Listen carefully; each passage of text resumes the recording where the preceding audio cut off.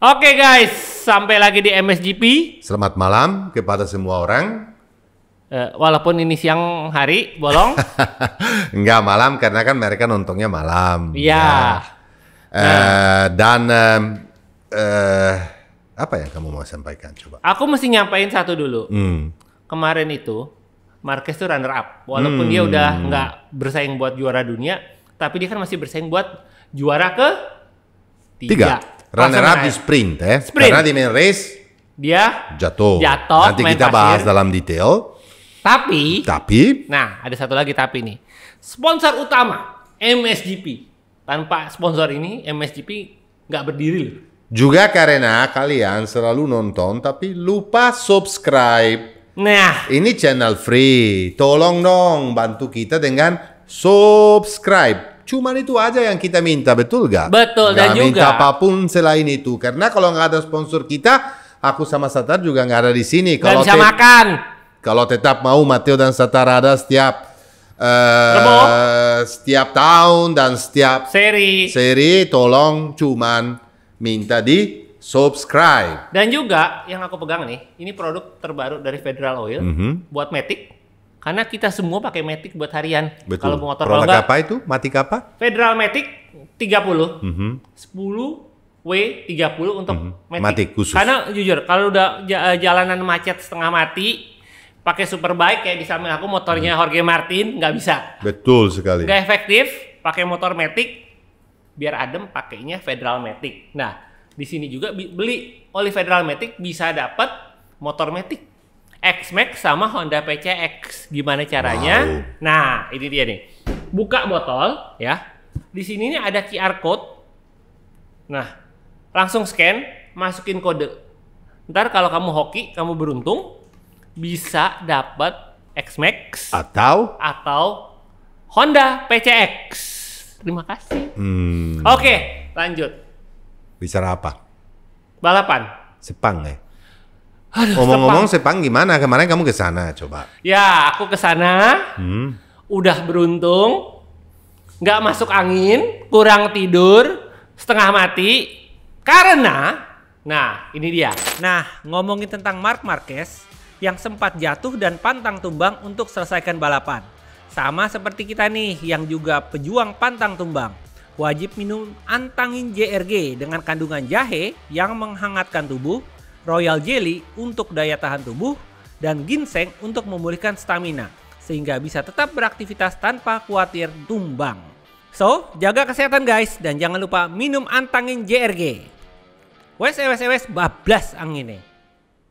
Kalau begitu, aku mau lanjut langsung bicara tentang Sepang, race yang luar biasa. Tapi sebelum itu, aku mau berturut duka cita kepada korban di Valencia untuk disaster yang terjadi karena nonton kemarin aja video-video dari Valencia sendiri sangat ngeri lihatnya. 200 orang pasti meninggal, hampir 1000 yang hilang. 1000 lebih hilang, dan kalau udah hilang dan nggak ketemu lagi bisa pikir sendiri. Kita tetap berdoa dan kita tetap berharap bahwa ini semuanya selesai secepatnya, karena terus terang aja kan gara-gara itu, dan saya memang setuju sekali race di Valencia di cancel karena community di sana atau tracknya di sana juga kena ya, dan nggak siap untuk menerima atau bikin pesta apapun, karena mereka pikirannya sekarang ini adalah selamatin orang yang masih dalam kondisi juga jelek banget. Banyak sekali yang gak punya apa-apa lagi. Rumahnya banjir. Tahu sendiri kita kan di Indonesia pengalaman juga banyak sekali korban zaman dulu-dulu gara-gara banjir. Aku beruntung gak pernah terasa atau lewati situasi yang begitu. Tapi saya setiap kali lihat disaster seperti di Valencia atau di Indonesia dulu, aku sendiri jadi sedih banget karena aku taruh diri sendiri di posisi orang yang meskipun saya tahu ini nggak cukup, tapi tetap aja saya benar-benar berturut duka cita, dan sayang sekali lihat kota Valencia sebagus itu di kondisi yang kayak kemarin ada kali yang lewat jalan-jalan raya dan jalan-jalan utama itu, dan mobil-mobil semuanya hancur dan semua kehilangan semua. Berharap bahwa orang Spanyol masih punya semangat, kemauan dan semangat, dan race Valencia diganti confirm sama Barcelona, dan Barcelona itu sedang banjir juga. Ya, banjir juga, tetapi mereka mau lakukan tetap di Spain untuk semua duit yang dapat dari race tersebut bisa ke Valencia untuk bantu victim-victim dan bantu keluarga dan orang yang sedang di dalam situasi yang karena teman-teman di pedok juga banyak yang tinggal di Valencia ya. Betul sekali. Dan makanya kemarin juga habis race nggak ada yang yang party atau yang pesta, karena memang situasi nggak memungkinkan. Selain ini kita langsung bicara soal race. Pecco versus Martin. Kok ada motor sama Martin di sini? Seperti Jorge versus Rossi tahun 2009 di Barcelona. Oh, bukan 2015? Bukan. Bedanya apa? Bahwa Rossi versus Jorge di 3 lap terakhir. Kalau Pecco versus Martin di 3 lap awal. Iya. Jadi sesuatu yang sangat menarik sekali dilihat. Makanya hari ini ada motornya Jorge Martin karena dia leading championship 24 poin. Ini bukan bikinan ya, ini asli. Dan asli. Ini replika yang Martin pakai untuk latihan juga. Panigale S, motor sangat bagus banget dengan warna Pramac Team, dengan dry clutch yang sangat istimewa yang bisa dilihat, dengan finishing yang karbon yang super sempurna dan beautiful banget. Ini motor benar-benar enak dilihat, dan kebetulan kita hari ini ada di studio karena ini leading the championship. Di sini ada tulisannya Martinator, sama ada tanda tangan Jorge Martin dengan nomor berapa di depan, nanti Pandu tolong 89 nomor Jorge. Luar biasa. Balik lagi kepada race kemarin, itu adalah race yang sangat bagus banget untuk penonton. Kenapa itu? Karena satu sama yang lain itu bagus banget membawa motor, dan dua-duanya hormatin satu sama yang lain. Aku nggak lihat sekalipun sesuatu yang kontroversi. Martin sangat bersih, Pecco sangat bersih. Mereka cuman sekali aja hampir kena di lurusnya, tapi selain itu menurut saya clean.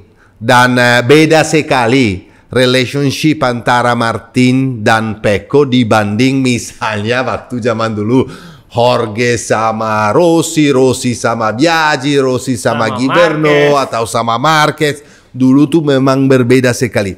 Ini dua orang ini kemarin kasih show yang luar biasa, di mana Martin sebetulnya dia tuh bisa lebih santai menurut aku kemarin, tetapi dia tunjukin kepada orang bahwa memang dia itu kalau bawa motor harus begitu. Kalau malah dia itu santai bisa jadi masalah. Dan itu ambil risiko menurut saya banyak sekali. Di sprint race ambil risiko, di main race ambil risiko. Tetapi tahun ini adalah Martin yang berbeda dibanding tahun-tahun sebelumnya, di mana dia pakai juga mental coach, ya sama kayak Andrea Dovizioso zaman dulu, untuk bisa rendahin dia punya temper. Dan itu sampai sekarang berhasil sekali. Dan pertama kali lah kemarin kita bilang aku bilang kemarin, kapan kita akan saksikan race antara Pecco dan Martin? Karena kita nggak pernah Pecco lawan Marquez, Martin lawan Marquez, atau Martin lawan Bastianini, atau Pecco kita pernah saksikan. Tapi langsung Pecco lawan Martin baru sekali kemarin, dan itu worth it. Jadi orang yang pergi ke Sepang seperti kamu yang bayar tiket atau seperti kamu beruntung karena dibayarin sama sponsor, itu saksikan sesuatu yang menurut saya ini adalah race yang paling bagus tahun ini di Championship 2024. Seperti biasa aku minta bantu dari Mist sebelum kita lanjut bicara in detail karena ini baru mulai aku ini banyak catatan. Minta Mr. Pandu untuk masukin boom sprint race dulu dengan hasilnya Jorge Martin nomor 1, Marc Marquez nomor 2, ini Bastianini nomor 3, Alex Marquez nomor 4. Jadi Tingres ini dapat posisi 1 dan 4 luar biasa. Fabio Quartararo chapeau posisi 5. Nanti kita bicara khusus dengan step up dari Yamaha karena step up memang ada terakhir ini kelihatan. Franco Morbidelli ke 6, Brad Binder, Jack Miller, Pedro Acosta dan Marco Bezzecchi dan Alex Rins selesai di posisi nomor 11. Saya baca karena Rins sudah mulai kelihatan nyaman dengan Yamaha. Di main race yang selesai nomor 1 dan gak ada pilihan lain adalah Francesco Pecco Bagnaia, followed by an extraordinary Jorge Martin, Enea Bastianini ketiga, Alex Marquez tetap P4, chapeau, Pedro Acosta, manusia pertama dengan non Ducati, seperti biasa, Fabio Quartararo, chapeau, Maverick Viñales, Alex Rins, Marco Bezzecchi dan Augusto Fernandez yang kemarin lumayan bagus selesai di posisi nomor 10 dengan gas-gas. Dan cukup beruntung juga, Jack Miller tidak apa-apa. Ya betul, nanti kita bahas khusus dengan aku di situ.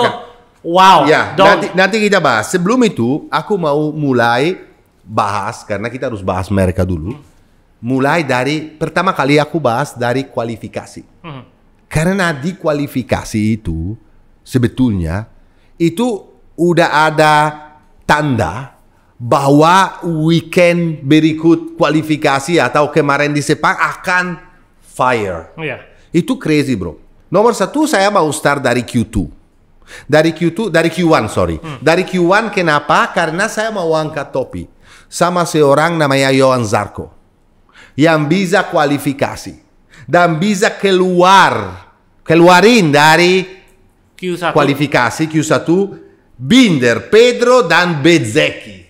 Menurut saya itu kerjaan. Kalau kamu lihat seorang Johan Zarco membawa Honda, itu kamu tuh harus hormatin orang ini habis-habisan.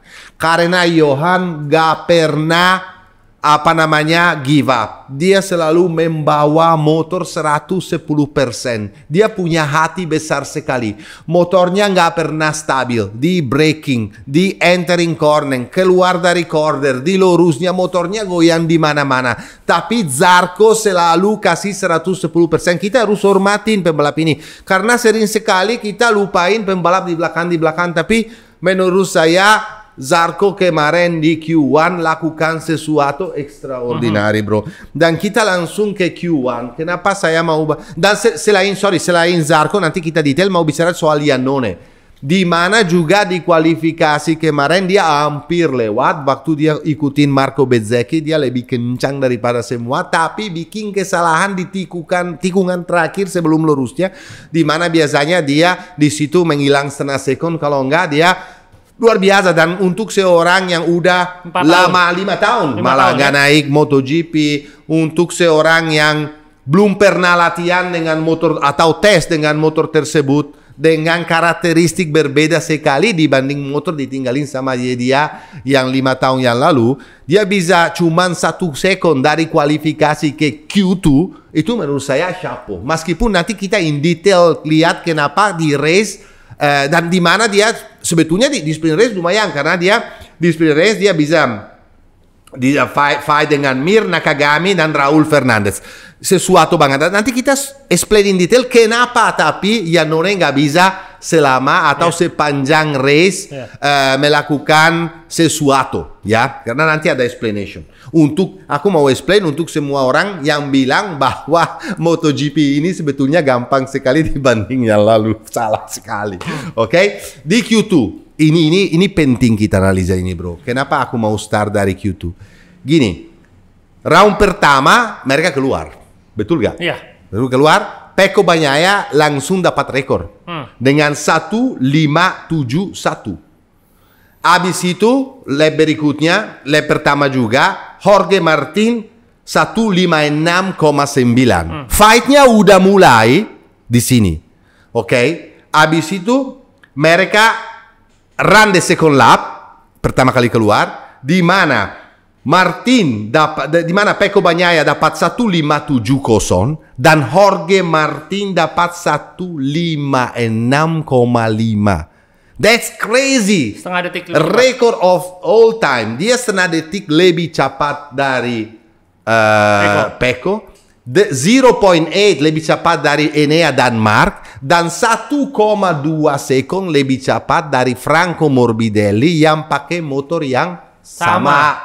Oke? Mereka balik ke pit untuk ganti ban ini, ya, untuk tamatak lagi. Kan biasanya kan 2 kali. Ini pertama kali yang balik ke pit. Kalau aku balik di pit, ya, atau pembalap siapapun balik di pit dan lihat time sheet dan lihat bahwa Pecco, kalau kamu Pecco dan lihat, wow, aku aja dapat 1,570. Mukanya kayak apa? Lihat dapat setengah sekon. Setengah sekon itu bukan main. 1.570 udah rekor. Tapi Martin bisa kasih setengah sekon. Di situ, ya pembalap yang lain apalagi bingung semua ya. Di situ Pecco bisa angkat bendera putih dan bilang, ya well, kita lihat aja nanti di race. Kenapa? Karena single lap sama long race itu beda cerita. Tapi Pecco enggak. Ini Pecco enggak. Dia ganti ban, keluar lagi, dan dia bisa dapat waktunya 1.56,3, di mana Martin sebetulnya nggak niat untuk perbaikin time-nya sendiri. Kenapa? Karena dia udah pikir bahwa ya udah siapa yang bisa, dan dia bikin mistake langsung kan di turn 1 lebar, tapi dia nggak peduli lagi. Tapi Pecco lakukan sesuatu yang ekstraordinari menurut saya. Dan dari situ ditunjukin dari kualifikasi aja bahwa dia nggak akan give up, bro. Dia nggak punya pilihan. Dan kalau kamu perhatiin dari free practice sampai kualifikasi, yang di depan yang ganti-ganti posisi mereka berdua. Udah kelihatan dari Jumatnya bahwa kita akan dapat race yang sangat luar biasa. Loncat kepada sprint race, waktu di starting grid itu udah mulai gerimis. Gerimis loh, ingat nggak? Ya gerimis ya memang. Tapi kan belum cukup untuk basahin track. Tapi kamu tahu sendiri, kalau kamu di atas motor udah mulai lihat apa namanya hujan di visor helmet sama hujan di fairing, dan kamu udah bingung, race direction udah keluar bendera putih. Artinya apa? Lo boleh start dengan motor ini dan boleh punya kesempatan untuk ganti seenaknya. Kalau misalnya kondisi lebih parah kan mereka kan bisa. Tapi memang itu aku di sana itu di beberapa tikungan T1 sampai T4 basah. Itu kering. Tapi tetap aja kalau kamu lihat itu kan efek dari mental. Udah susah sekali. Mereka berdua harus fight untuk title. Kamu tahu sendiri. Kondisi cuaca di Sepang bisa mulai gerimis dikit, bisa total buah atau bisa berhenti. Tapi di kondisi mereka lagi fight untuk championship dengan kondisi di sprint race itu sesuatu, tapi tidak ada masalah. Mereka dua-duanya startnya, Pecco startnya bagus, Martin startnya lebih bagus lagi. Kenapa? Martin itu Pecco udah rem dalam. Martin rem lebih dalam lagi, di mana Pecco udah keluarin kaki dan hampir kena kaki. Hampir kakinya Pecco kena fairing dari Martin karena dia datangnya dan masuknya dia lepas brake. Karena Martin pindah, Martin kehindarin kakinya. Ya kita udah pernah antara Aldeguer sama apa namanya Chantra di Phillip Island kan terjadi dan Chantra itu sakit banget nggak bisa ikut 2 race karena itu harus ikut race-nya habis itu bukan di Phillip Island, di mana seri sebelumnya saya lupa, tapi kan itu sangat bahaya, tapi nggak terjadi.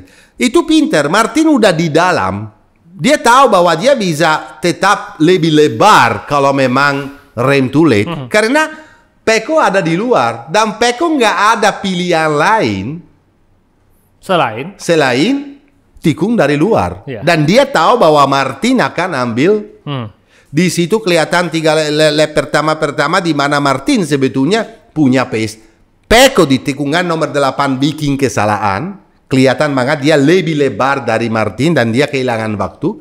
Terus untuk bisa mendekati Martin lagi, dia masuk di tikungan nomor 9 terlalu dalam, terlalu dekat dengan curb. Dan di situ ada lubang. Katanya dia itu masuknya sedikit lebih pelan dari biasa. Jadi waktu roda depan kena lubangnya, dia tuh langsung cetering, kelihatan banget cetering. Cetering begini sampai losai dan jatuh. Aku nggak bisa, oke lah, mungkin itu dari Pecco terjadinya terlalu cepat, terlalu awal-awal race. Tapi aku nggak bisa salahin Pecco di situ. Kenapa, bro? Karena dia nggak punya pilihan lain. Nyerang. Kalau kata Mark bilang serang. Ya, dia harus serang. Semua orang Mark bilang semuanya, dan Pecco sendiri tahu. Aku nggak bisa selesai di belakang Martin. Dan dia di situ jatuh. Kalau pembalap di situ jatuh, lagi fighting championship, dan Martin malah menang race tersebut. Dan selesai sprint race ada beda nilai 29.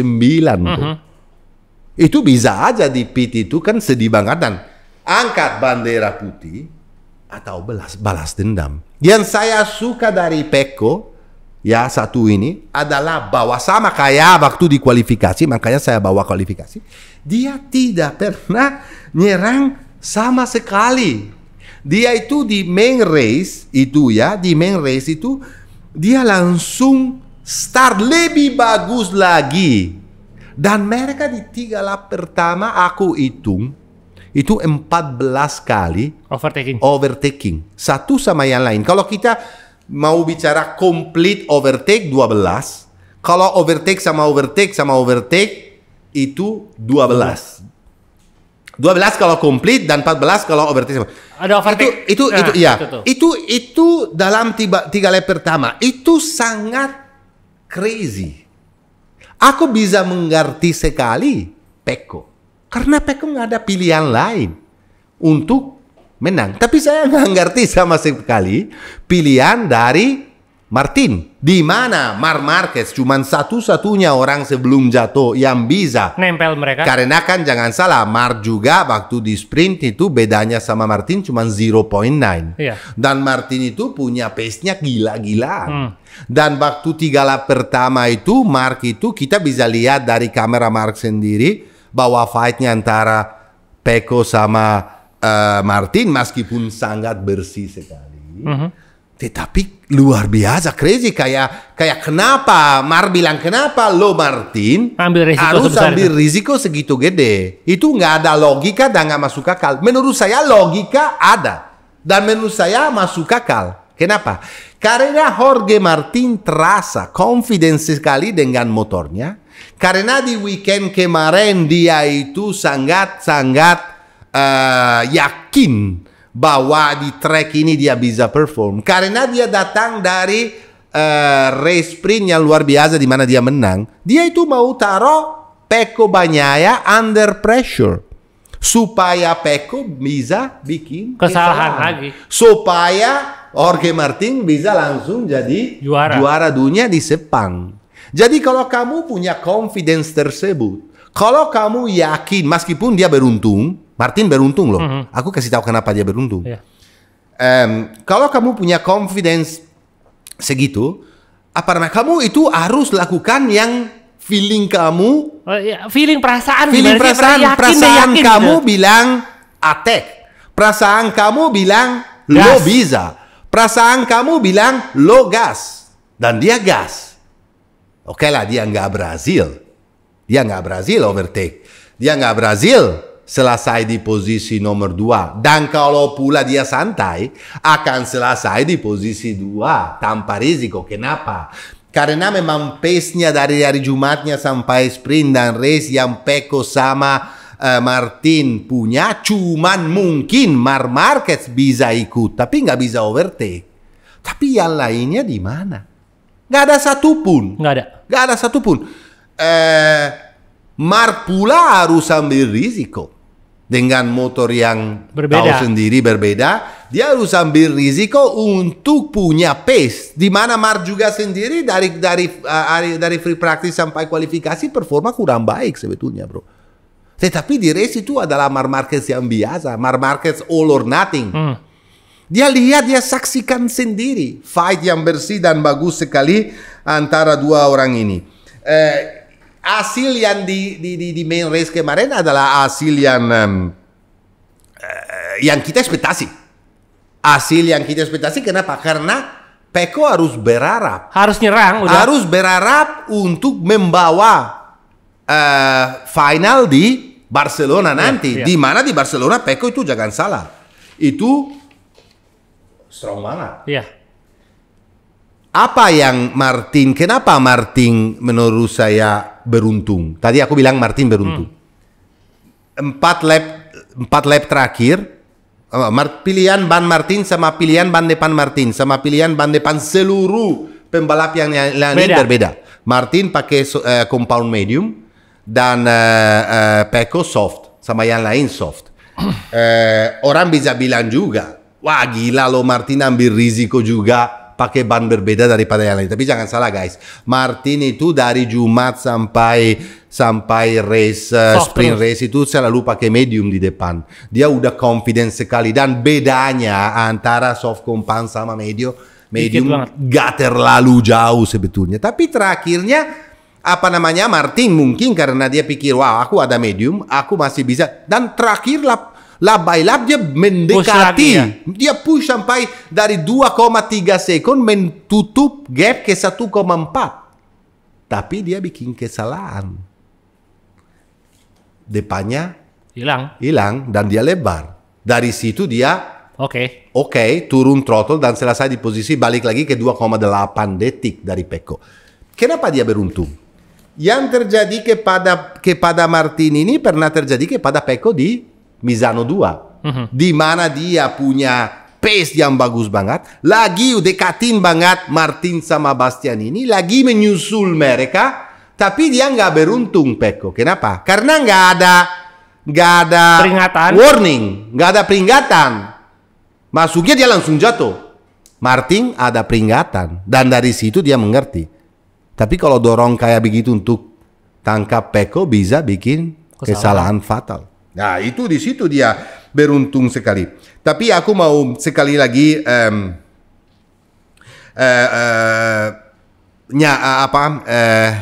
membahas soal dua pembalap yang di luar track mereka berteman. Dua pembalap di mana mereka start dari Mahindra dulu. Mahindra itu adalah Moto3 India, di mana dia sangat pelang dilurusin punya engine, ingat gak? Tapi mereka dari dulu dua-duanya itu fight dan jadi teman, dan mereka bagi satu kamar bersama. Mereka punya respect ini dari udah lama banget. Dan saya kemarin senang sekali lihat waktu Jorge selesai race dipeluk juga sama bapaknya Pecco sendiri, dipeluk dan disayang-sayang sama krunya Pecco. Artinya apa? Sama keluarga Pecco, artinya memang mereka berteman. Dan aku suka lihat respect ini, karena kalau bisa memfight sangat keras seperti mereka kemarin. Kemarin kan bukan sorry kamu lagi lewat, enggak. Sebetulnya fightnya tuh sangat agresif dari dua-duanya, tapi dalam agresif tapi satu hormati, sama kayak gini bro. Mereka lihat mereka berdua kemarin sama kayak lihat Federer lawan Nadal. Mereka itu di luar game sangat berteman. Federer itu lebih kepada Pecco punya karakter kan, sangat calm, sangat pinter. Kalau Nadal sama persis kayak Martin berapi-api, atau Sinner lawan Alcaraz sekarang ini. Sinner lebih kepada Pecco dan Alcaraz lebih. Yang ini yang bikin saya sangat senang dilihat kemarin. Yang saya juga mendengar wawancara dari Martin sendiri kemarin, sesuatu yang strike saya, yang bikin saya kaget kemarin itu waktu Martin bilang kalau zaman dulu ada Rossi lawan Mark, Rossi lawan Lorenzo, Dovi lawan Mark Marquez atau yang lain-lain. Kalau sekarang zaman ini adalah zaman Pecco lawan Martin. Dan itu menurut saya bagus sekali. Sampai tahun ini tapi. Ya. Karena belum tentu juga bahwa Martin di Aprilia jelek sekali meskipun prestasi Aprilia karena kita udah pernah timnya udah mau liburan lebih tapi awal ya. Belum tentu juga bahwa Martin di atas Aprilia belum nggak bisa perform, tetapi pasti lebih sulit dibanding membawa Ducati. Karena kemarin sendiri kamu tahu Ducati semua di depan. Kecuali Acosta. Dan gara-gara Marquez juga jatuh. Kalau nggak bisa lagi 6 Ducati di depan. Ya, itu 5 Ducati di depan. Itu sesuatu banget. Dan satu lagi yang saya mau bicarakan, ini penting sekali. Soal Pecco Bagnaia. Pecco Bagnaia waktu selesai race kemarin dia dapat foto duduk di samping motor dan dia kasih tangan 2 sebelum. Dia tuh udah menang 10 kali main race loh. Iya. Itu gila loh bro. Iya. Dia udah masuk di history. Dia udah masuk di grup pembalap legend semua. Aku kasih tahu. Yang pernah menang 10 race di atas cuma ada Agostini, Duan, Stoner, Rossi dan Marc Marquez. Bahkan Lorenzo pun enggak. No, Lorenzo di tahun 2010, dia waktu dia jadi juara dunia, dia menang 9 kali. Iya, makanya. Di tahun 2012, dia menang 6 kali dan dia dapat 10 tapi posisi 2. Artinya apa? Bahwa Pecco ini adalah pembalap extraordinary sebetulnya dan kita harus hormatin. Pecco bisa disukain atau tidak disukain. Pecco punya karakter yang khusus sendiri, tapi ini orangnya selalu jujur sebetulnya. Orangnya selalu apa adanya. Orangnya yang bilang, aku sebetulnya yang paling strong. Dan sebetulnya yang paling strong itu benar bro. Meskipun bedanya tahun ini adalah di 0. Paling banyak juga. Karena paling banyak 8. Tapi sekarang saya mau kasih statistik sedikit. Supaya orang-orang, aku nggak bilang bahwa karena Pecco dapat 10 kali menang di race panjang berarti Martin gak pantas jadi juara dunia. Tidak. Enggak. Bukan. Aku cuma mau analisa supaya mungkin Dorna bisa mikir dan lakukan sesuatu untuk masa depan. Apapun terjadi di Barcelona dan saya yakin bahwa championship ini yang bisa buang Martin sendiri. Ini kalau Martin pinter itu udah bisa. Kalau Martin di Barcelona menang di sprint race udah juara dunia. Iya. Udah juara dunia. Udah juara dunia. Jadi dia akan usahakan dan Martin pula jatuh di sprint race itu nggak apa-apa. Balapan asal dia finish ketiga cukup. Lebih bro, karena kalau sekarang bedanya 24 poin. Iya. Jadinya kalau sprint race berapa poin? Kalau katakan Pecco menang, kita hitung-hitungan sendiri. Kalau Pecco menang, dia di sprint race dan Martin DNF selisihnya 12 poin. Ya. 12 poin tinggal selesai. Martin itu dia tidak bisa finish keempat. Betul. Karena kalau poin sama, dia juara serinya kalah. Makanya kalau pula jatuh di sprint, sebetulnya dia masih bisa jadi juara. Oh iya. Ya, meskipun dia akan usahakan untuk selesai di posisi pertama. Tapi saya yakin dia nggak akan maksa diri untuk menang race karena sebetulnya nggak perlu. Dia harus tunggu main race. Karena apalagi di Barcelona Pecco sangat strong. Ya. Dan aku mau kasih data sedikit supaya orang di rumah mengerti. Kalau kita hitung race panjang tanpa sprint, sekarang ini Pecco Bagnaia akan punya 345 poin. Yeah. Dan Jorge Martin 320 poin. Berarti selisih poin antara mereka ada plus 24 untuk Pecco Bagnaia. Artinya apa? Di Barcelona Pecco bisa selesai posisi nomor 14 dan sudah jadi juara dunia. Iya. Kalau kita hitung sprint sendiri tanpa main race, sprint dengan catatan bahwa jangan salah bahwa Pecco menang 6 kali sprint dan Martin 7 kali sprint. Berarti selisih cuma 1 sprint. Martin 164 poin. Dan Pecco 116 poin. Bedanya plus 48 poin. Kemana itu? Dari mana? Jorge Martin. Artinya apa? Bedanya itu adalah di mana? Di kosong. Di kosong. Pecco dapat 8-0. Itu yang bikin beda. Itu paling banyak di antara 4 pembalap teratas loh. Betul, betul sekali. Dan satu lagi, aku balik lagi, aku udah pernah bahas ini juga season lalu dan season sebelumnya. Pernah bahas ini di Fox Sport dulu, pernah bahas ini di Trans 7 dulu. Bahwa menurut aku, poin yang paling adil di main race itu adalah hitungannya dari Formula 1. Formula 1 paling bagus karena antara nomor 1 sama nomor 2 selisih 7 poin. Dan sprint race, yang pertama dapat 8 poin, yang kedua 7, yang ketiga 6.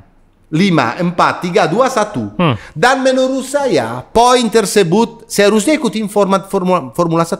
Format Formula 1 ini menurut saya yang paling sempurna di dalam arena balapan untuk hitungan poin untuk championship. Menurut aku. Ya bro, untuk masa depannya. Dan menurut saya juga, itu cocoknya cuma dapat poin di main race cuma 10 pertama. Nggak usah sampai 15. Nggak perlu. Sama kayak di Formula 1. Jadi sama. Coba contohnya bro. Kalau dulu waktu saya masih remaja, waktu saya nonton. Emang ada TV? No, waktu saya nonton di stadio, nonton bola langsung. Dulu selisih poin sedikit. Yang menang dapat 2 poin, yang draw cuma 1 poin. Jadi selisihnya nggak adil menurut saya. Jadi lebih baik main draw terus juga bisa aman kan? Ya betul. Kenapa yang menang cuma 2 poin? Sekarang ini menurut saya bagus banget. Yang menang harus dapat lebih. Karena effortnya lebih. Karena kerja kerasnya lebih. Betul nggak bro? Jadi kalau yang menang 3 poin, yang draw cuma 1 poin. Sekarang 1 poin seperti kamu kalah loh. Dulu 1 poin seperti kamu menang. Ya itu makanya menurut saya harus harus diperbaikin lagi masalah poin di MotoGP. Oke, sekarang aku mau balik lagi ke race, tapi saya mau bahas sedikit accident. Kan kita jangan lupa bahwa 2 kali start di main race ya. Di mana yang start pertama di tikungan nomor 2 terjadi tabrakan yang sangat ngeri. Takut semua kita karena aku waktu lihat Miller di bawah dan gak gerak dan diam, wow, semuanya kita kan jantung sebetulnya. Ingat dengan Marco Simoncelli. Betul, waktu dibawa ke medical center juga. Sampai kita lihat dia keluar jalan kaki sendiri itu kan malah jadi orang bego. Waduh. Nah itu baru kita semuanya senyum. Dan meskipun dia nggak bisa berikut race karena memang trauma banyak. Dan juga Brad Binder nggak bisa ikut race karena dia cedera bahu. Tetapi finally kita bisa lega lihat seorang Jack Miller bisa jalan kaki sendiri. Apa yang terjadi? Sebetulnya itu masalahnya dari Binder. Yang bikin kesalahan Binder dan Binder lagi. Karena Binder yang di MotoGP sama Binder di Moto2, mereka punya karakter yang sama dan karakteristik yang sama. Very agresif. Meskipun Brad Binder nggak separah adiknya dari Binder. Mau balap buat race ini loh, jadi jangan hina dulu. Tetapi kemarin bikin kesalahan besar. Dia itu sudah masukin Quartararo. Tapi di situ kan roda depan dia kena roda belakang Alex Marquez. Karena Alex Marquez sudah di depan sekali. Dan dia lagi tutupin line dan dia nggak bisa lihat. Tapi Binder bisa lihat. Bukan kesalahan Alex, nggak salah apapun. Waktu kena dia jatuh, dia antam Fabio. Dan Fabio antam Jack Miller. Dan Jack Miller haisanya tuh scary banget ya. Dan waktu itu dilindes juga kakinya Jack Miller sama motornya Joan Mir. Sampai Joan Mir pergi ke paddock, dia udah stres banget, dia udah takut sekali. Tapi dia waktu lihat Miller jalan sendiri, dia kesannya marah-marah. Aku nggak bisa bilang bad words ya, tapi dia bilang P. T. A. Tapi akhirnya itu bisa jadi sesuatu karena itu sangat-sangat ngeri lihatnya dan bersenang sekali saya lihat bahwa Jack Miller keluar dari situasi yang sangat buruk dengan kaki sendiri dan semuanya. Kamu mesti tahu waktu itu di pedok semua orang teriaknya begitu Jack Miller jalan. Dia bilang MF, kenapa nggak langsung MF? Karena memang itu benar-benar tegang, tapi begitu kita jalan, Miller tuh soalnya lu tuh ngerjain kita gitu loh. Karena actually yang dialami Miller itu lebih karena trauma, shock. Betul sekali. Bukan karena ada patah, nggak, shock. Bro, aku mau bahas sedikit tentang Yamaha. Mio Karbu. Ya, karena Fabio Quartararo selesai di posisi 5 di sprint race dengan beda hampir 8 second. Lumayan, biasanya kan di belakang jauh. Dan di main race Fabio Quartararo selesai di posisi nomor 6 dan Alex Rins di posisi nomor 8. Kalau kamu lihat selisih antara Pecco Bagnaia jauh. Kalau kita ambil Enea Bastianini yang dapat 10,5 second dari Pecco, sebetulnya nggak terlalu jauh. Jadi Yamaha improve. Aku mau bicara soal improvement Yamaha karena memang ada. Apa yang improve? Engine baru.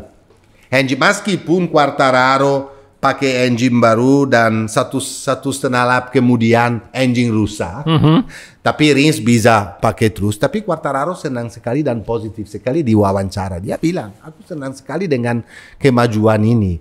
Ini ada cara membawa motor harus berbeda karena engine sangat agresif. Atau aku belum dapat cara menghandle. Karena guys, kalau chassis berbeda, aerodinamik berbeda, engine berbeda, itu cara membawa motor sendiri juga beda.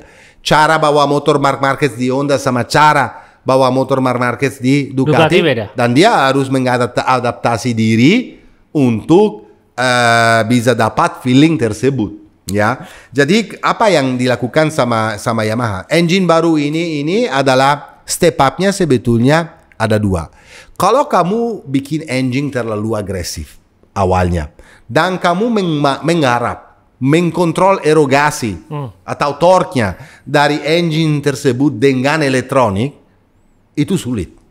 Elektronik tersebut kan punya limit. Seharusnya dibikin engine. Makanya kemarin mereka pakai elektronik lebih sedikit karena mereka lagi develop engine. Elektronik nggak terlalu invasif kemarinnya. Justru karena di mana mereka bikin engine nggak seagresif seharusnya, lebih smooth, tapi naikkan performa dengan elektronik. Jadi elektronik ini diperlukan bukan untuk limit, tapi untuk mendevelop. Itu yang Ducati udah bikin dari dulu, KTM yang bikin, dan Aprilia dan segala macam. Kalau kamu ingat zaman dulu, sekarang sih engine Ducati masih strong. Tapi dibanding yang Ducati yang dipakai sama Casey Stoner. Oh, itu nggak bisa, itu gila itu. Atau dipakai waktu Insignor Preziosi yang punya konsep di mana engine harus super powerful dan pembalap harus menghandle power tersebut. Itu konsepnya salah. Karena power tersebut bikin pembalap juga capek sekali. Jadi terbalik kerjanya juga Ducati waktu era Gigi Dell'Igna. Dikurangin prestasi dari engine, tapi dinaikin prestasi dari elektronik. Supaya erogasi dan torque-nya dan handle motornya lebih halus. Itu yang kemarin. Sekarang hasil dari Insignor Marmorini yang diambil sama Yamaha. Ya, untuk mendevelop engine ini udah mulai kelihatan akhir season ini. Jadi aku udah lihat selain Fabio punya skill yang tetap top rider, guys, Fabio itu bukan karena di posisi belakang berarti lebih jelek dari Pecco atau dari Martin atau dari Marc Marquez atau dari yang lain. Tidak. Yang limitasi Fabio itu adalah di motor. Tapi sekarang ini Fabio percaya, Fabio mau tunggu, dan sekarang ini udah mulai hasilnya kelihatan meskipun at least paling minimal itu bisa lihat Yamaha fighting sama KTM dan Aprilia. Oke lah, kalau aku bilang bahwa udah mau sama seperti Ducati itu gombal lah. Itu nggak ada. Dan tahun depan kita akan saksikan lagi prestasi dari Ducati tersebut sampai tahun 2026 juga. Karena udah kelihatan banget bahwa step up-nya dari Ducati dalam beberapa tahun terakhir ini terlalu jauh dibanding motor Japan atau motor yang lain-lain. Jadi, dan di mana aku bisa bilang bahwa Yamaha sebetulnya improve dari hasil race dari Alex Rins. Alex Rins adalah pembalap yang sangat kuat sekali. Dia nggak jadi juara dunia sama Suzuki meskipun lebih banyak race menang karena dia nggak beruntung dan cedera. Tapi Rins itu menurut saya lebih bagus dari Mir. Kalau kamu lihat sendiri. Kita pernah lihat. Kalau kamu lihat Alex Rins jalan di paddock, pincangnya serem banget. Kakinya kecil sebelah. Ya, sama kamu lihat Alberto Puig atau Mick Doohan. Iya. Sama Presiden lebih parah lagi malah. Jadi meskipun dia bilang bahwa di atas motor dia nggak ada masalah, nggak terasa sakitnya, tapi efeknya dari itu ada. Dan kemarin hasilnya dari Alex Rins menurut saya bagus, dan ekspektasi saya bahwa tahun depan bukan cuman Fabio Quartararo yang akan perform lebih baik daripada dibanding tahun ini, tapi Alex Rins akan menyusul dekat Fabio karena dia punya skill juga tersebut. Aku mau bahas sedikit soal Alex Rins hari ini karena sering kita lupain dia, tapi harus kita ingat dia sendiri punya masalah pribadi dengan tabrakan yang sangat mengerikan dengan kaki yang sangat hancur. Tapi sekarang ini dia udah mulai mendekati kondisi prima. Kondisi juga dan mendekati Quartararo tersebut. Jadi fantastik. Bastian ini, aku harus bahas ini bro. Meskipun dia dapat podium nomor 50 di karier sendiri, which is lumayan loh. Podium 50 itu bukan main, 50 podium ya. Tetapi tetap aja performa dia kemarin kurang banget. Dia itu, aku bicara sama Carleto juga lewat WhatsApp kemarin. Dia bilang bahwa Bastian ini marah sekali karena setupnya motor dari hari Jumat sampai race gak pernah ketemu. Dan kalau kamu mikir bahwa tahun lalu Bastian ini dengan GP23 di mana dia juara, ya, dia bisa selesai 10 detik lebih cepat dari tahun ini. Oke lah, kondisi panasnya di weekend ini itu beda dari tahun lalu dan mereka memang Pecco sama Martin juga lebih pelan dibanding tahun sebelumnya. Tetapi kalau kamu hitung bahwa dia dapat 10 sekon lebih lambat dibanding tahun lalu, itu pasti sesuatu yang terjadi. Tapi nggak bisa. Ekspektasi saya tahun ini dari Bastian ini minimal adalah fight sampai race terakhir untuk championship.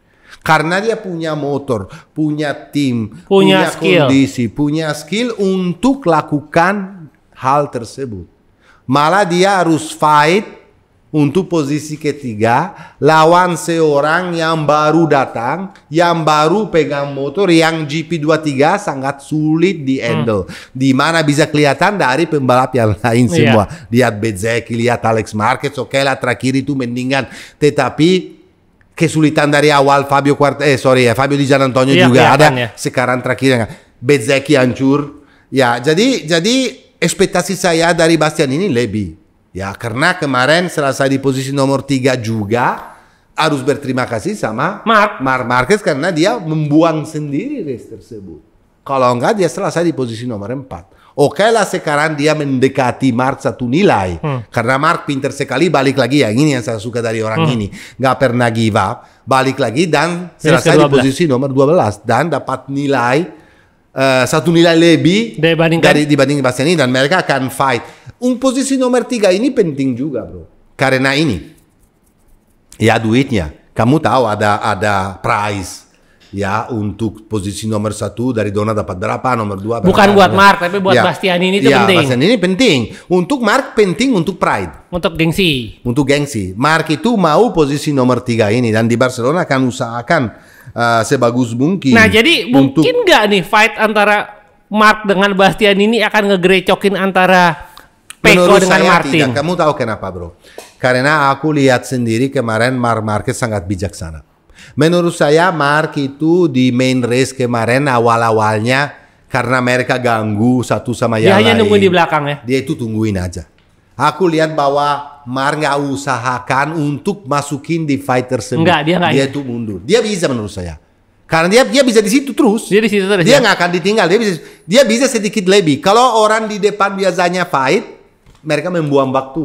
Karena mereka sering lebar, dan dari timing sendiri mereka lap 1:59 loh. Padahal di sprint lap 1:58 kecil. Jadi 1 second lebih pelan dibanding sprintnya. Oke lah kondisi beda, oke lah panasnya beda. Tapi Mark kelihatan di situ dari onboard kamera itu dia lagi enjoy dan lagi nonton fight sendiri. Dia nggak mau punya masalah dengan Martin, dia nggak mau punya pula masalah dengan Pecco Bagnaia karena tahun depan dia pindah di tim resmi dan dia nggak mau waktu dia masuk di tim pada kondisi udah diambekin. Jadi menurut saya mereka berdua akan fight, tapi mereka berdua akan hati-hati. Meskipun Bestia nggak peduli. Kenapa Bestia kemarin juga kelihatan banget? Aku perhatiin banget dari hari Jumat itu sedih selain dia punya masalah setup motor.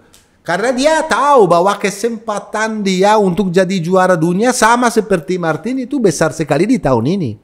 Tahun depan dia pindah di KTM, meskipun factory baik, meskipun dia untuk Erwin Porcarel, tetapi dia tahu bahwa KTM ini kondisinya sangat sulit. Kenapa sulit? Sulit karena ekonomi.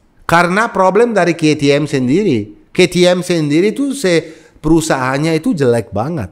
Hampir bangkrut. Dan kita nggak tahu masa depannya kayak gimana. Separah itu bro. Separah itu. Makanya mungkin pikiran dari seorang, kalau Viñales lah lupain lah. Viñales dapat kontrak, Viñales tetap di Aprilia jelek, oke pindah. Tapi kalau seorang Bastianini, di mana punya di tangan dia kesempatan untuk naik motor resmi selama 2 tahun, tapi nggak pernah dapat hasil apapun. Di mana dia lihat bahwa lawannya sendiri seorang Jorge Martin dengan tim Pramac, meskipun motornya sama, bisa jadi juara dunia. Kesel. Dan dia pun yang ngalahin Martin di tahun 2022 lagi ya. Betul. Hati-hati. Saya bicara dari Mark juga race extraordinary di sprint, di mana selesai only 0.9 dari Martin, dan menurut saya race bagus sekali meskipun jatuh dan jelek itu karena dia nggak dapat hasil. Tapi kenapa bagus? Karena dia punya otak yang luar biasa untuk nggak bikin bahaya fight antara Martin dan Pecco Bagnaia. Soal Alex Marquez kita harus bicara juga karena 2 kali selesai P4. Karena Alex Marquez datang dari season yang sangat buruk menurut saya. Karena dia juga terasa bahwa GP23 ini nggak sebagus GP22. Dia terasa bahwa mengadaptasi diri untuk motor ini sangat sulit. Dia start championship dengan lumayan buruk. Tapi beberapa race terakhir ini aku udah mulai lihat kembali. Oke lah, kita tahu sendiri bahwa Alex di Sepang strong. Karena tahun lalu sprint race menang dan main race kedua. Tetapi tetap aja dengan level ini sekarang ini kamu tuh harus perform. Jadi posisi nomor 4 dia luar biasa, angka topi, dan posisi nomor 5 Pedro Acosta juga bisa dibilang bagus lagi. Kenapa? Oke lah Pedro kalah sama Alex Marquez. Tetapi jangan salah guys, ini adalah KTM satu-satunya yang selesai di posisi nomor 5. Oke lah Binder sama Miller jatuh, gak bisa dibanding, tapi tetap aja. Pedro selalu ada. Pedro adalah selalu di situ, dan Pedro itu adalah seorang pembalap yang kita harus hormatin. Yang bikin kecewa sekali kemarin lagi adalah Morbidelli. Morbidelli datang dari race 2 kali jatuh. Dari Thailandia di kondisi basah jatuh, di Malaysia di kondisi kering juga. Kita bicara main race dia jatuh juga. Dia itu meskipun punya speed. Dia tahun ini beberapa kali aku lihat Morbidelli punya speed, tapi nggak punya konsistensi. Kalau dia nggak switch tahun depan, kalau dia selesai juga. Dia selesai juga sama kayak Bezzecchi. Bezzecchi selesai kan? Ya, kalau dia nggak switch, Bezzecchi kita nggak tahu dia Aprilia. Di Aprilia. Ya, tapi guys ya, kemarin saya mau bicara tentang Aprilia cuma satu. Yang saya notice kemarin yang ada Salvadori Vinis. No, yang saya notice kemarin ada Sterlachini. Oh ya. Ada Sterlachini di box. Tapi Aprilia terlambat dengan mendevelop motor tahun 25. Jadi good luck sama Aprilia untuk tahun depan. Kita nggak usah bahas lagi prestasi dari Aprilia karena memang kita udah bahas berkali-kali sebelumnya dan masalahnya masih sama. Iannone. Aku nonton wawancara lucu banget dari dia sesudah race. Kita tahu semua bahwa Iannone orangnya sangat fit. Sangat kenceng. Iannone itu punya badannya itu kencang banget. Oh iyalah, dia kan olahraganya siang malam. Ya.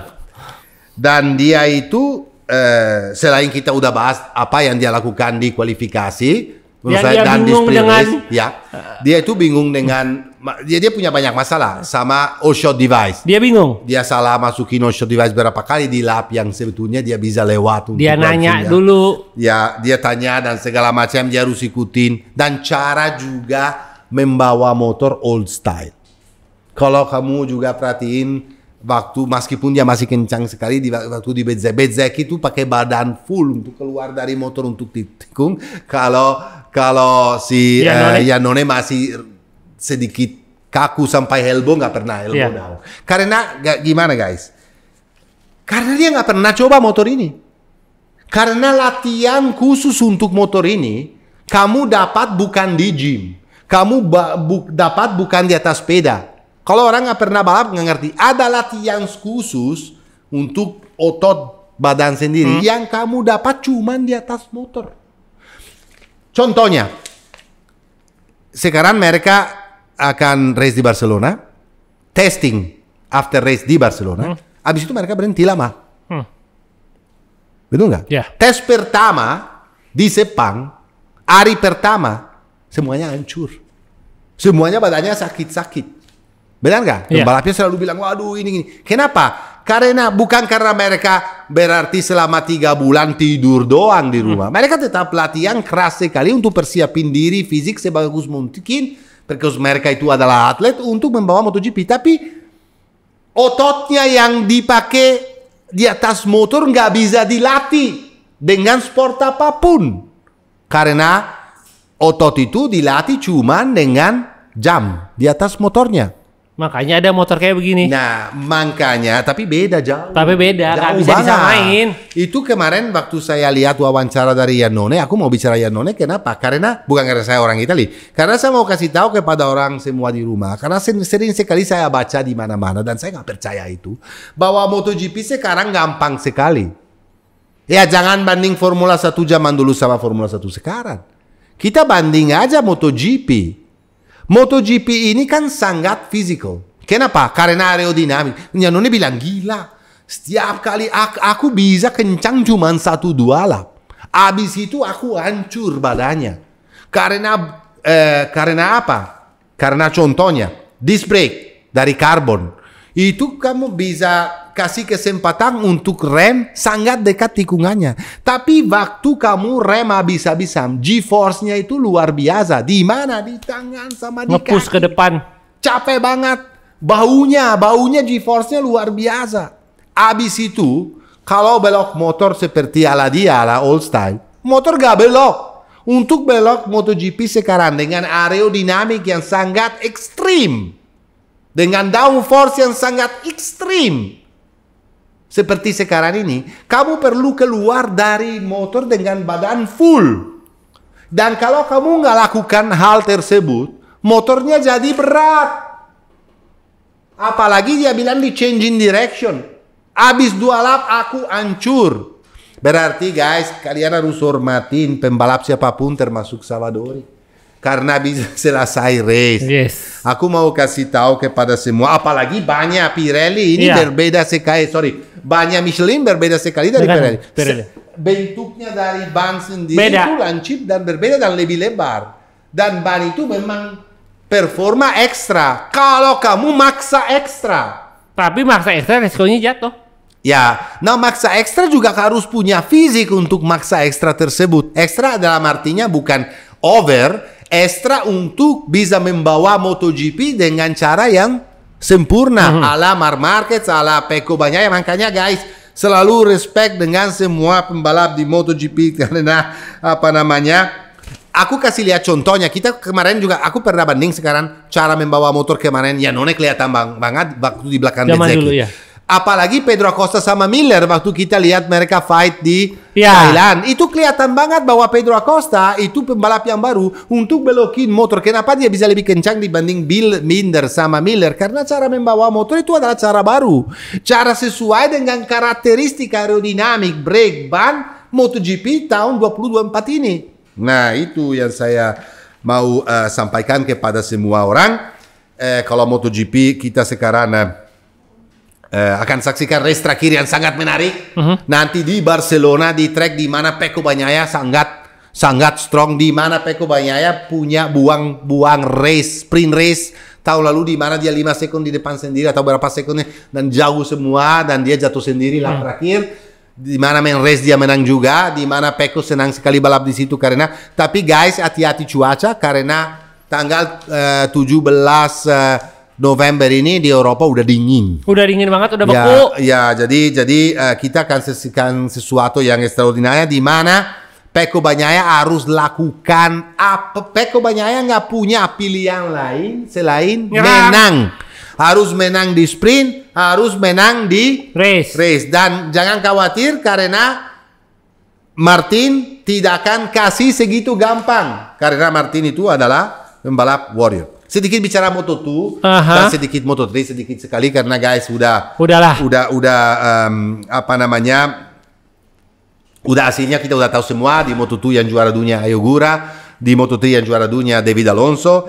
Prestasi dari Celestino Vietti kemarin menurut saya bagus banget meskipun dia harus benerin konsistensi karena kita udah berapa kali berpikir bahwa Celestino Vietti bisa jadi juara dunia. Tahun ini udah 3 kali juara. Jangan lupa di Phillip Island dia jatuh dan dia di dalam di collarbone ada plak, ada plate dan waktu jatuh plate-nya bengkok dan dia bolongin tulang. Makanya dia nggak bisa ikut race berikutnya di Thailand. Turun kemarin dengan sakitnya tapi race-nya dia luar biasa. Angkat topi sama Jorge Navarro. Iya. Dan seharusnya orang yang Jorge Navarro ini dapat pole position. Dan selain pole position, dia selesai di posisi nomor 2. Dan dia pembalap pengganti? Dia pembalap pengganti. Dia tuh biasanya balap di Super Sport. Dulu dia sempat di Moto2? Iya, sempat. Dia nggak pernah jadi juara 1. Selalu posisi paling bagus dari zaman itu nomor 2. Ya. Tetapi kemarin race extraordinary. Dan yang selesai di belakang dia seharusnya mereka malu. Sorry to say guys, karena pembalap baru datang dari Super Sport jarang sekali belok balik, kadang-kadang dapat motor Kalex, kadang-kadang dapat motor Bosco Scuro, dia kadang-kadang dipanggil dan dia bisa perform. Ini pembalap nggak beruntung, ini pembalap yang sebetulnya punya skill yang luar biasa dan dia ambil keputusan tahun depan karena meskipun ada offer untuk tetap balap di Super Sport di mana dia udah podium dan dia akan fight untuk championship. Kenapa? Karena dia udah punya istri, udah punya anak dan dia udah umur. Dia bilang bahwa Super Sport nggak sedemanding MotoGP karena race-nya lebih sedikit, jadi dia bisa punya lebih banyak waktu untuk keluarga. Selesai di posisi nomor 3 finally Izan Guevara. Akhirnya. Itu terima kasih dengan Jake Dixon sebetulnya karena dia satu lap sebelumnya dia udah pikir race udah selesai sama kayak Espargaro. Jadi tapi aku senang sekali finally bahwa Guevara bisa naik podium. Karena Guevara banyak sekali pembalap Moto3 juara dunia ke Moto2 hilang. Betul. Jangan salah guys, Guevara tahun 2022 juara dunia di Moto3. Oke lah, nggak se-perform David Alonso, tapi dia juga menang race banyak banget. Dia berdominasi luar biasa dan kita semuanya ekspektasi bahwa kalau nggak langsung tahun pertama, tahun kedua dia akan fighting untuk championship. Karena tapi kita ingat tahun ketiga aja ini pertama kali naik podium loh. Karena dulu kita ingat banget dia fight melawan Acosta ya. Iya betul di sekali, Moto3. betul sekali. Jadi kita berharap bahwa Izan Guevara sekarang udah dapat feeling dan tahun depan bisa fight untuk championship. Selain di Moto3, sekali lagi kita angkat topi sama David Alonso karena itu kanibal banget. Ya sudah lah ya. Dia itu 6 race berturut-turut juara dan dia equal Valentino Rossi di kelas 125 zaman dulu. Jadi kalau dia juga menang nanti di Barcelona, pecah rekor baru. Pecah rekor Rossi, dia udah 13 kali juara. Dia mau bikin sebetulnya kemarin dia udah mau bikin semacam party dengan 12 plus 1. Tapi masalahnya sama dia kayak dengan Nieto. Tapi dia dulu. masalahnya Tapi dari Valencia. Aspar itu tim Valencia. Valencia dia itu nggak mau. Tapi dia bilang aku menghormatin dan saya berharap bisa kasih sesuatu kepada orang Valencia dengan kemenangan 13 ini. Ini guys sangat luar biasa. Furuzato finally nggak jatuh di lap terakhir karena nggak dia tabrak siapapun dan bisa selesai di posisi nomor 2. Dan Rueda datang dari belakang. Sebetulnya Rueda 2 lap terakhir udah punya pace tapi udah ketinggalan jauh sekali. Bisa nyusul dekat tapi selesai di podium dan posisi nomor 3. Oke guys, saya rasa udah cukup dan mungkin mau sampaikan sesuatu dari masa tersendiri. Yang info yang aku dengar adalah Augusto Fernandez akan jadi test rider. Yamaha. Dan ini membuktikan bahwa juara Moto2 aja nggak cukup loh. Kalau kamu nggak punya kecepatan, kamu nggak punya sisi marketing yang bagus, dan kamu punya paspor yang salah. Exactly. Nah, kenapa aku bilang paspor yang salah? Dia membawa bendera Spanyol. Spanyol udah ada Marquez, ada Martin, ada kebanyakan. Jadi ya sudah, kamu hanyalah sekedar another Spain. Out. Makanya Yamaha ambil keputusan untuk ambil Miller juga karena mendorong dari Dorna sendiri supaya orang Australia, ini contohnya, tetap ada di karena sponsor. Ya, karena sponsor. Karena jujur guys, jadi pemilihan kenapa dipilihnya Barcelona untuk seri terakhir dan tes. Sebenarnya itu ada 2 negara, Portimao dan Qatar. Tapi tim Moto2 dan Moto3 khususnya, mereka nggak punya uang. Mahal sekali. Jadi itulah alasannya, ujung-ujungnya duit. Dan see you in 2 weeks. Untuk siapa yang akan jadi juara dunia, kita akan bawa motor lagi. Apakah saya bawa motor ini lagi atau bawa motor Pecco kemarin? Tolong vote. Kalau misalnya, kalau ini sulit sekali Pecco jadi juara dunia, mau dibawa motor merah atau motor kuning? Atau kalau Martin, ini lagi. Ini lagi pasti. Atau kalau nggak ada Aprilia juga sih, motor nomor 32. Ya, 32. Masih aja dia. Bye guys, bye, ciao. Subscribe.